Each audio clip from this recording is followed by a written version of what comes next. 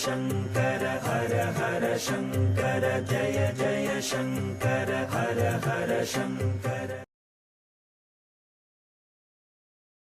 குரு பிரம்மா குரு விஷ்ணு குரு தேவோ மகேஸ்வரா குரு சாட்சாத் பரபிரம்ம தஸ்மை ஸ்ரீ குருவே நமக. அனைவருக்கும் வணக்கம். பக்தி மற்றும் இறை சிந்தனைகளை தொடர்ந்து வழங்கி வரும் டெம்பிள் தர்ஷன் யூடியூப் சேனலுக்கு உங்களை வரவேற்பதில் பெருமகிழ்ச்சி கொள்கிறோம். இன்றைய நம் காஞ்சி மகான் பகுதியில் ஒரு சுவாரஸ்யமான சம்பவத்தை பற்றி தான் பார்க்க போகிறோம். இது அனுக்கிரக சம்பவம் கிடையாது, ஆனால் மகா பெரியவாவுக்கு நடந்த ஒரு சுவாரஸ்யமான ஒரு சம்பவம் அப்படின்னு இதை சொல்லலாம். 60-70களில் நாத்திகவாதிகள் நிறைய தமிழ்நாட்டில் நிறைய போராட்டங்களும் பிரச்சாரங்களும் கடவுள் நம்பிக்கைக்கு எதிராக நிறைய பண்ணிகிட்டு இருந்தாங்க.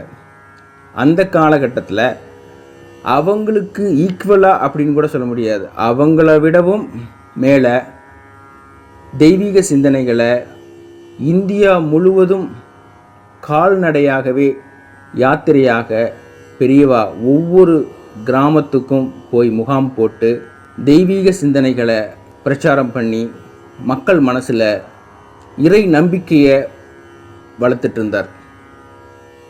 அந்த மாதிரி ஒரு காலகட்டத்தில் தமிழ்நாட்டில் என்ன மாதிரியான நாத்திக சிந்தனைகள் உலாவிட்டு இருந்தது அப்படிங்கிறத எல்லாருக்குமே தெரியும். அதை யார் தலைமையேற்று அதை பரப்பிட்டு இருந்தாங்க அப்படிங்கிறதும் உங்கள் எல்லாருக்குமே தெரியும். இப்படி ஒரு காலகட்டத்தில் மகா பெரியவா ஆந்திராவில் முகாம் போட்டிருந்தார். அப்போ காஞ்சி மடத்திலிருந்து ஒரு சாஸ்திரிகளை பெரியவா அங்கே வர சொல்லியிருந்தார். மடத்திலிருந்து அந்த சாஸ்திரிகளுக்கு முதல் வகுப்பு டிக்கெட் எடுத்து ட்ரெயினில் அனுப்பி வச்சாங்க. பெரியவா முகாம் போட்டிருந்த ஆந்திராவுக்கு போகிறதுக்காக அந்த சாஸ்திரிகளும் முதல் வகுப்பு பெட்டியில் ஏறினார். ஏறினதுக்கு அப்புறம்தான் அவருக்கு தெரிஞ்சது அந்த பெட்டிக்குள்ளே தமிழ்நாட்டில் நாத்திக சிந்தனைகளை நிறைய பரப்பிட்டு இருந்த ஒரு பெருந்தலைவர் அங்கே இருந்தார் அப்படிங்கிறது அப்புறம்தான் தெரிஞ்சது. ஆனால் அவர் கூட அந்த ட்ரெயினில் பயணம் பண்ணுறதுக்கு இந்த சாஸ்திரிகளுக்கு விருப்பம் இல்லை. ஏன்னா பிராமணர்கள் பற்றி நிறைய அந்த நாத்திக தலைவர் பேசிகிட்டு இருந்தார். அவர் கூட பிரயாணம் பண்ணுறது அவ்வளவு நல்லதாக இருக்காது அப்படின்னு அந்த சாஸ்திரிகள் நம்பினார். அதனால் ட்ரெயினை விட்டு இறங்கலாமா அப்படின்னு சொல்லிட்டு யோசிச்சுட்டு இருந்தார். அவருடைய பதட்டமும் பயமும் பார்த்து அந்த நாத்திக தலைவர், மிஸ்டர் ஐயர் பயப்படாதீங்க, நீங்கள் இந்த பெட்டியிலேயே பயணம் பண்ணலாம். ஏன்னா நம்ம ஆந்திரா வழியாக போகிறப்ப அங்கே குண்டூரில் ஒரு கலவரம் நடந்துகிட்ருக்கு. அதனால் மற்ற பெட்டியில் ஏறினா உங்களுக்கு பாதுகாப்பு குறைவாக இருக்கும். தயவு செஞ்சு இதுலேயே இருந்துருங்கோ. ஏன்னா எனக்கு பாதுகாப்புக்காக போலீஸ்காரங்க கூட வருவாங்க, அது உங்களுக்கும் பாதுகாப்பாக இருக்கும், உங்கள் நன்மைக்காக தான் சொல்கிறேன் அப்படின்னு சொல்லிட்டு ரொம்ப கட்டாயமாகவும் ஒரு உறுதியாகவும் அங்கே இருக்கிறதுக்கான ஏற்பாடுகளை அவர் பண்ணினார். அந்த சாஸ்திரிகளுக்கு அவர் பேச்சை நம்பவே முடியல. ஏன்னா நிறைய பொதுக்கூட்ட மேடைகளில் இறைமறுப்பு கொள்கைகளை நிறைய பரப்பிட்டு இருந்தவர், அதுவும் பிராமண எதிர்ப்பு பிரச்சாரங்களை பயங்கரமாக சொல்லிகிட்டு இருந்தவர், இப்போது தன் முன்னாடி தன்னோட பாதுகாப்புக்கு உத்தரவாதம் தந்து கூட்டிகிட்டு போகிறார் அப்படின்னு அவரால் நம்பவே முடியல. அதுக்கப்புறமா அவர் எங்கே போகிறீங்க, எதுக்காக போகிறீங்க அப்படிங்கிறதெல்லாம் விசாரித்தார். மகா பெரியவா ஆந்திராவில் முகாம் போட்டிருக்கா, ஸோ அதை பார்க்குறதுக்காக தான் என்னை வர சொல்லியிருந்தா, அதனால் போயின்ட்டுருக்கேன் அப்படின்னு சொல்லிட்டு அந்த சாஸ்திரிகளும் பவ்யமாக அவருக்கு பதில் சொன்னார். மகா பெரியவாக்கு என்னுடைய மரியாதையை தயவு செஞ்சு சொல்லுங்கோ அப்படின்னு சொல்லிட்டு ரொம்ப உருக்கமாகவும் பவ்யமாகவும் ஆன்மீக உணர்வுடனும் அந்த நாத்திக தலைவர் அந்த சாஸ்திரிகள்கிட்ட சொன்னதும் சாஸ்திரிகள் கண்ணிலிருந்து அவ்வளோ தண்ணி, அதாவது வெளியில் நிறைய விஷயங்கள் நாம் கேள்விப்படுறோம், ஆனால் மகா பெரியவா அப்படின்னு வந்துட்டால் எல்லாருமே ஒரே மாதிரி தான் இருக்கா. அதாவது ஆஸ்திகராக இருந்தாலும் சரி, நாத்திகராக இருந்தாலும் சரி, எல்லாரும் மகா பெரியவா மேலே அவ்வளவு அன்பும் மரியாதையும் பக்தியும் வச்சிருக்கா அப்படிங்கிறது இந்த சம்பவம் அவரை மெய் சிலிர்க்க வச்சது. இன்னொரு சமயத்தில் மகா பெரியவா சென்னையில் முகாம் போட்டிருந்தார். டி நகரில் சிவா விஷ்ணு கோவிலுக்கு போயிட்டு அதுக்கப்புறம் திருவான்மியூரில் வேற ஒரு கோவில் போகிறதா ஒரு சங்கல்பம். ஒரு நாத்திகவாதி பெரியவா ஊர்வலத்தை இடமறித்து பெரியவாகிட்ட சில தர்க்கமான கேள்விகளை கேட்டார். இல்லாத தெய்வத்துக்காக பிரச்சாரம் பண்ணிட்டு சுற்றிட்டு இருக்கீங்களே, உங்களுக்கு வேறு வேலையே கிடையாதா? நீங்கள் தான் அந்த காஞ்சிபுரத்தில் இருக்கிற பரமாச்சாரியாலா அப்படின்னு சொல்லிட்டு ஒரு ஏளனமான பார்வையோட ஒரு கேள்வி கேட்டான். அதுக்கு பெரியவா எந்த விதமான கோபமும் படாமல், என்னை பற்றி இப்படி விசாரிக்கிறியே, நீ யாருங்கிறத சொல்லு அப்படின்னு சொல்லிட்டு கேட்டார். அந்த நாத்திகவாதி அதுக்கு பதில் சொல்லாமல், இதெல்லாம் பண்ணாமல் ஏதாவது ஒரு வேலை வெட்டிக்கு போயிட்டு உருப்படியாக ஏதாவது ஒரு விஷயம் பண்ணலாமே அப்படின்னு சொல்லிட்டு பெரியவாளுக்கு புத்தி சொன்னான். பெரியவா, இதெல்லாம் உபயோகமல்லாத காரியம்னு உனக்கு யார் சொன்னது? நீ எங்கே வேலை செய்கிற அப்படின்னு கேட்டார். நான் உங்களை மாதிரி ஊர் சுற்றிட்டா இருக்கிறேன், நான் கிண்டியில் ஒரு உத்தியோகத்தில் இருக்கேன், மாதாந்திர உத்தியோகத்தில் இருக்கேன் அப்படின்னு சொல்லிட்டு கொஞ்சம் பெருமையாகவே சொன்னான். நல்லது, நீ மாதாந்திர உத்தியோகம் பண்ணுற, கிண்டியில் இருக்க, கிண்டிக்கு போகிறதுக்கு இந்த வழியாக தான் போவியா அப்படின்னு கேட்டார். ஆமாம், கிண்டிக்கு போகிறதுக்கு இதுதான் வழி, எல்லோரும் இந்த வழியாக தான் போவாங்க, இது என்ன ஒரு பெரிய கேள்வியாக கேட்குறீங்க அப்படின்னு சொல்லிட்டு பெரியவா திருப்பி கேட்டான். பெரியவா அவங்ககிட்ட சாந்தமாக, இந்த வழியை யார் போட்டாங்கன்னு உனக்கு தெரியுமா அப்படின்னு கேட்டார். இது யார் போட்டாங்கன்னு எனக்கு தெரிஞ்சு நான் என்ன பண்ண போகிறேன்?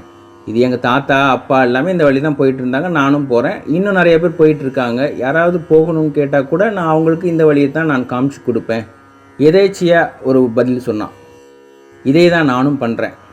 மதம், சம்பிரதாயம், ஆச்சாரம், அனுஷ்டானம் இதெல்லாமே இந்த வாழ்க்கைக்கான நல்வழி இதுதான் அப்படின்னு சொல்லிட்டு எனக்கு முன்னாடி இருந்த பெரியவங்கள்லாம் அதை எனக்கு காமிச்சிருக்காங்க.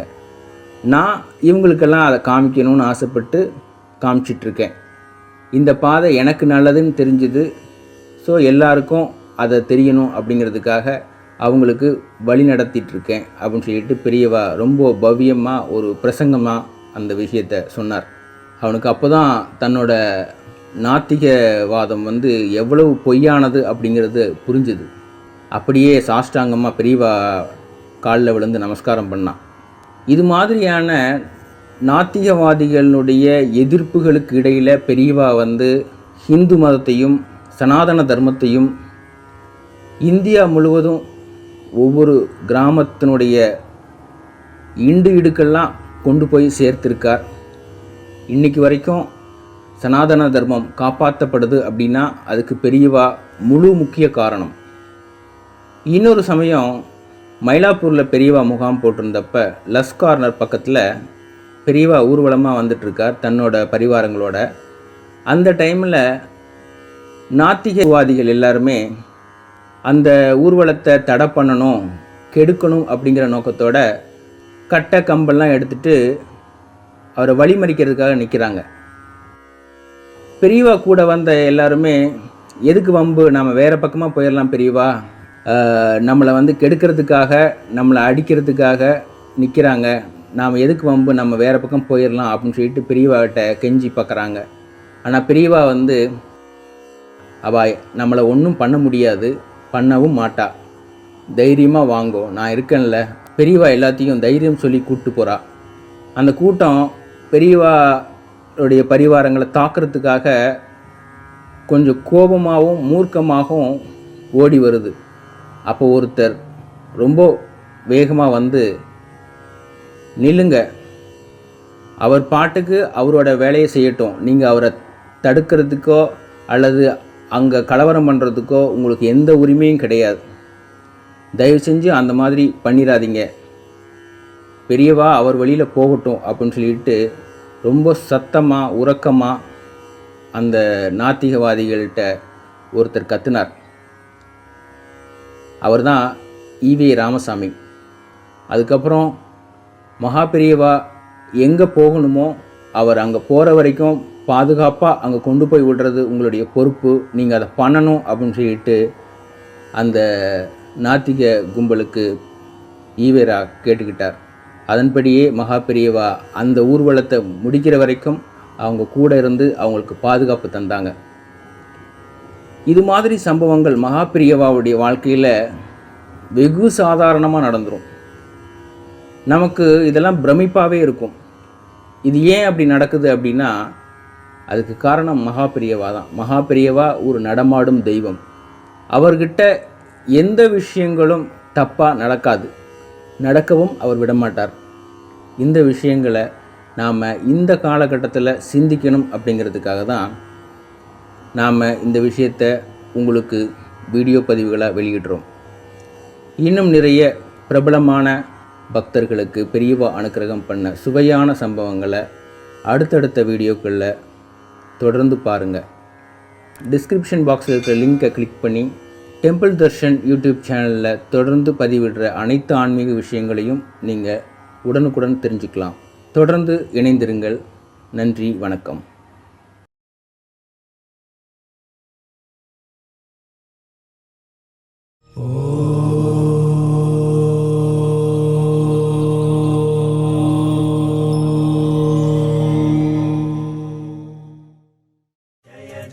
शङ्कर हर हर शङ्कर जय जय शङ्कर हर हर शङ्कर.